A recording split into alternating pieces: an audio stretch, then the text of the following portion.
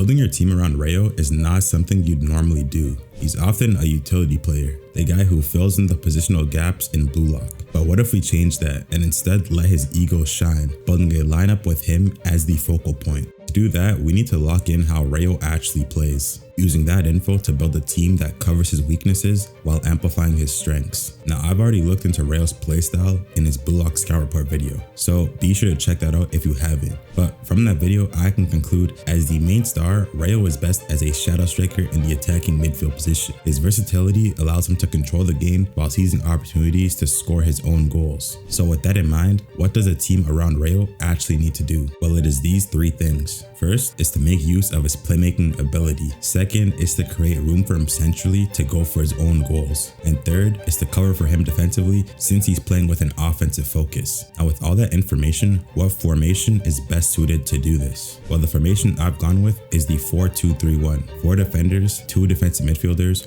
Reo as the attacking midfielder alongside 2 wingers and a striker up top. A formation giving Reo room centrally paired with great defensive stability and wing play. So now that we've covered all the bases of how to build around Reo, it's time to actually put the players into the lineup to complete this Reo-centric team.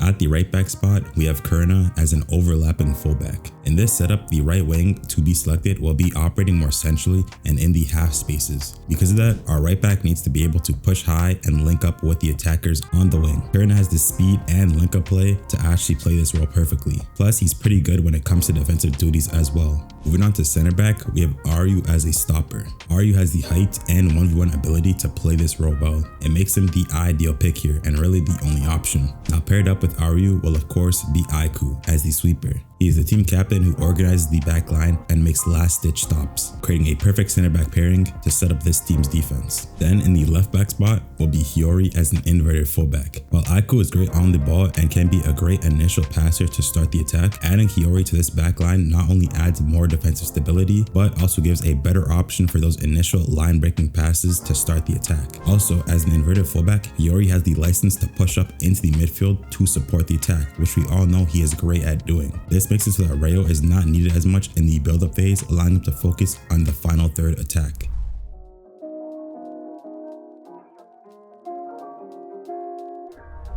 Onto the defensive midfielders, we have Raichi as our ball-winning defensive midfielder. With a player like Reo in the attacking midfield position, we need to solidify the defensive aspect of the midfield, and there's no better pick for that than Raichi. Raichi has solidified himself as one of the best one-on-one defensive duelers in Blue Lock. His high stamina and physical strength make him a complete menace in this area, enabling a strong defensive presence in the midfield. Paired up with Raichi, we have Karasu as our deep line playmaker. Karasu also brings strong defensive presence to our midfield, but he does it in a different way. Instead of pure aggression and one-on-one dueling, Karasu brings defensive structure and awareness. In addition to that, Karasu is one of the players who can actually carry the ball, being the primary guy to actually transition the ball to Reo in the final third, with of course help from Hiyori playing as the inverted fullback.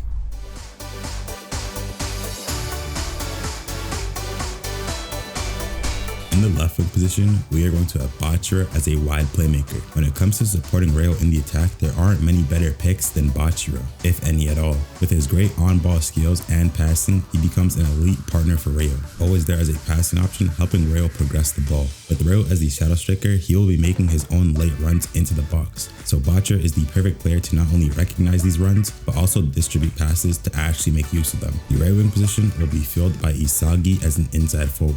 With Bachira on the left, need a less ball-dependent player on the right with a good goal threat. That's why Isagi is here. Isagi's ability to make dangerous off-ball runs makes him a threat without the ball. This creates space for Reo to operate centrally, forcing defenders to watch for additional threats from the wing. Lastly, we have our striker, Nagi as a target man. Nagi's ability to pin down defenders and control the ball leads to elite hold-up play, allowing Reo to have more room centrally to score his own goals. Nagi's technical ability also plays a part, allowing him to drop deeper, almost like a false 9, to help set up Reo in the final third. Now I know these two aren't on the best terms right now, considering that Reo blocked this dude heading into the U20 World Cup. That's why I'll also mention Kunigami as a potential replacement in this lineup. Kunigami is similar to Nagi in regards to pinning down defenders and knockdown passes, assisting Reo in the same way Nagi would, just with a bit less versatility.